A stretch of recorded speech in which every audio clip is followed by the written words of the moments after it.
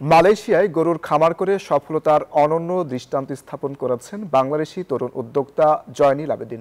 বর্তমানে চাকুরি করছেন বাংলাদেশের বিভিন্ন জেলার প্রবাসীরা। তার উদ্যোগ ও সাফল্য প্রবাসী বাংলাদেশিদের জন্য অনুপ্রেরণার এক উজ্জ্বল দৃষ্টান্ত হয়ে উঠেছে। মালয়েশিয়া থেকে মোস্তাক রয়্যালের পাঠানো তথ্য চিত্রে ডেস্ক রিপোর্ট।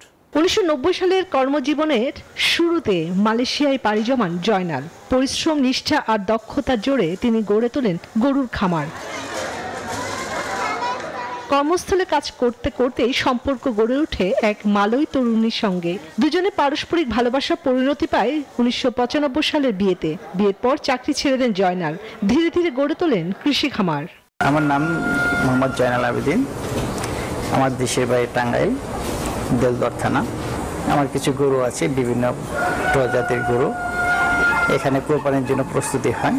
বর্তমানে খামারে কাজ করছেন বাংলাদেশের বিভিন্ন জেলার অসংখ্য প্রবাসী শ্রমিক। এখানে গরুর মাংসের জন্য, গরু মোটা তাজা করার জন্য কোনো মেডিসিন ব্যবহার করা হয় না।